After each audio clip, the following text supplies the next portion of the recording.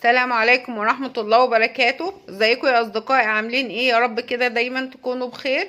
النهاردة معاكم بوصفة جديدة، وهي وصفة بسكوت حبات البن.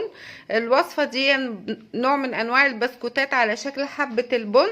ممكن بتغطسيها بالشوكولات بالشكل ده اهي، وممكن تسيبيها زي ما هي كده سادة كده. بسكوتة حلوة ولذيذة ومقرمشة، جميلة قوي، بتنفع يعني في اي وقت.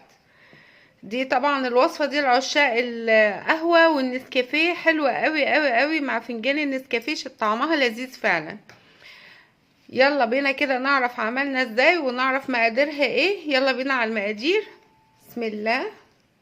بسم الله الرحمن الرحيم. مقاديرها معانا سهلة وبسيطة جدا، وهي 2.5 كوباية من الدقيق، معلقة بيكنج باودر، الكوباية المعيارية بتاعتي المج العادي ده اللي موجود في كل بيت، كوباية من السكر، ربع كوباية من الكاكاو، معلقة بن كبيرة، بيضة طبعا معاها فانيليا، ربع كوباية من النشا، 3/4 كوباية من الزبدة اهي، بستعملها دايما الزبدة اللي انا بعملها من وش اللبن، يعني اوصيكوا كده ان انتوا تستعملوها دايما، تحفة ما شاء الله، بتدي نتيجة هايلة. اول حاجة بناخد ايه؟ بناخد الزبدة،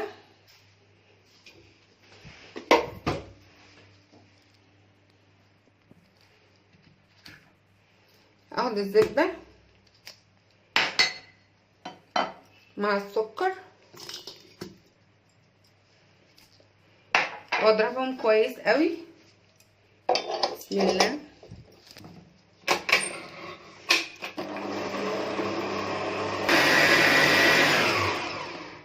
خلطت كده، لما السكر داب خالص كده اختلط وبقت العجينة كريمية بالشكل ده، شايفينها اهي.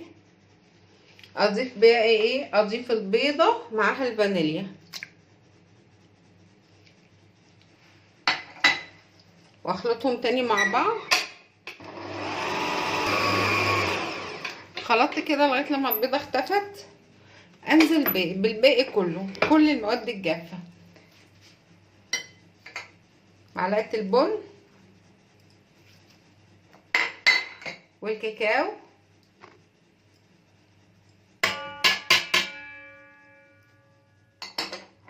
والنشا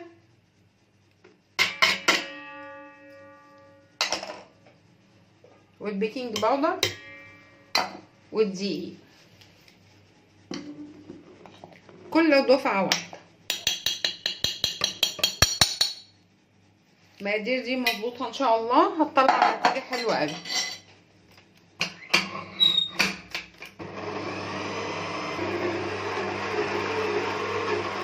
يا دوب خلط كده، عشان احنا ما بنحبش نعجن كتير في البسكوتات والحاجات دي، عشان ما يطلعش عرق ويعضم معانا ويطلع ناشف.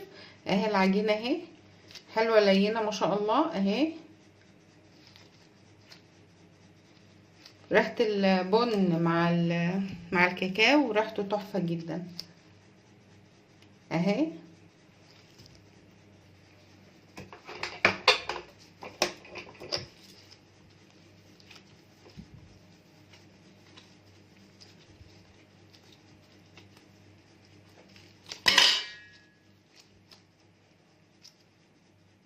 طريقة بقى تشكيلها سهلة وبسيطة جدا. باخد جزء من العجين اهي، خليها كرة متوسطة، اكبر شوية من البندقية كده، خدها بالشكل ده، خليها ايه مستطيلة، واقوم ضغطة عليها كده بالخل اهي، بقت شكل حباية البن. واحدة تانية عشان تشوفوا شكلها، كوروها كده وبعد كده دوروها كده اهي، ضغطين عليها بالخلة من النص اهي، شكلها ظريف جدا. خلص كل الكمية اللي معانا بالشكل ده واوريها لكم. بعد ما خلصت الكمية كلها اوريها لكم بقى شكلها ايه. واحدة تانية برضو عشان تتأكد عليكم كده شكلها كده، يعني اكور براحة ايديا وبعدين اقضيها دايرة بيضاوية شوية اهي، واضغط عليها بالخلة اهي. تمام. بعد ما خلصنا كل كمية بالشكل ده هاخدها اخبزها على درجة حرارة 170 لغاية لما تستوي، يعني تقريبا بتاخد 20 دقيقة. خلي بالك علشانها لونها غامق ممكن تتحرق منك، انتبهي من الموضوع ده. درجة حرارة 170 ما تزيدش عن كده لغاية ان شاء الله لما تاخد قرمشة خفيفة كده، 20 دقيقة مش اكتر من كده. نشوفها بقى بعد ما تتخبز بإذن الله.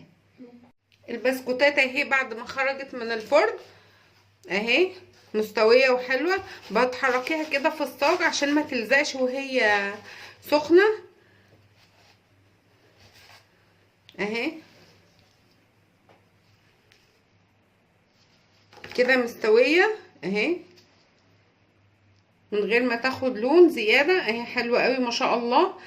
دي كانت معانا حبات البن، ممكن تقدميها بالشكل ده وممكن تاخديها تسيحي شوكولاتة خام من غير اي اضافات بالشكل ده، لا اما على حمام بخار، لا اما لو في عندك جهاز الشوكولاته دون برضو بيسهل عليكي كتير. تاخدي كده حبايه البن تسقطيها، غطسيها كده من كل الاكناف وبعدين صفيها كويس قوي برضه علشان تحافظي على الشكل بتاعها.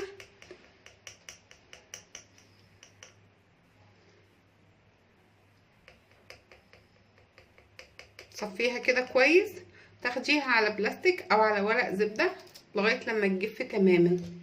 دي كانت معاكم النهارده وصفه النهارده، وصفه بسكوت البن حبات البن اهي اللي اتغطست شوكولاته وجفت اهي حلوه قوي، ودي اللي من غير اهي. وصفة النهارده ان شاء الله تكون كده عجبتكم الوصفه. واللي لسه ما اشتركش في القناه يا ريت يشترك فيها، ولايك وشير وتفعيل الجرس عشان يوصل لكم كل جديد. نتقابل في وصفه جديده باذن الله. السلام عليكم ورحمه الله وبركاته.